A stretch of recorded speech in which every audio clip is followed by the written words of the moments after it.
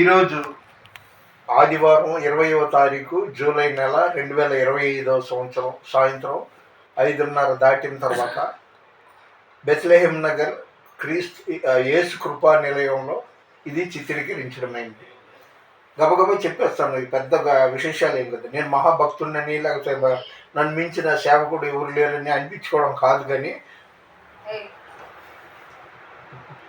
దేవుడు ఆయుష్ 70 ఏళ్ళు, అధిక బలం ఉంటే 80 ఏళ్ళు అన్నాడు. కాబట్టి నేను ఈ భూమి మీద కొన్ని మాటలు ఏంటంటే, ఇది గలతీ 6వ అధ్యాయం 17వ వచనంలో ఉంది చూడండి. యేసు ముద్రలు నేను ధరించుకుని ఉన్నాను.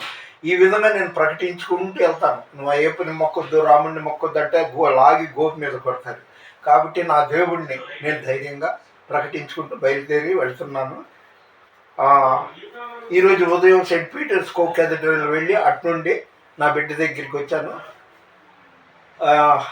ఈ క్రైస్తవ సేవకులు, నాయకులు అనిపించుకునే వాళ్ళు బజార్లో పడటం నాకు చాలా బాధాకరంగా ఉంది. ఆయన విజయప్రసాద్ రెడ్డి కావచ్చు, లేకపోతే అజయ్ బాబే కావచ్చు, వికేఆర్ కావచ్చు, వీళ్ళు ఒకళ్ళనొకళ్ళు విమర్శించుకొని నువ్వు అధికుడిగా నేను గొప్పడిని అన్నట్టుగా వాళ్ళు అనడం, శక్తి దుర్గణ ఏమో వాళ్ళని విమర్శించడం చాలా బాధాకరంగా ఉంది. ఈరోజు లూకా సువార్త 10వ అధ్యాయం 38 నుండి 42 వచనాలు. ఎంతసేపు నా పనుల మీద సతమతమవుతున్నానని మార్తా అంటే, ఆమె మరియా మాత్రం దేవుని సన్నిధిలో దేవుని పనిలో ఉంది. నాకు 24 గంటలు ఇదే ఇదే ఆలోచన. అయితే என் மகள் நான் ரொம்ப வெறுத்துப்பட்டு நிற்கிறேன். எனக்கு కడియో హీలింగ్ ఆండూరు కొడుకునుంటే ரொம்ப ఆశపట్టి నిற்கிறேன். ఇంకా ఏవో చెప్పాలనుకున్నా మర్చిపోయాను.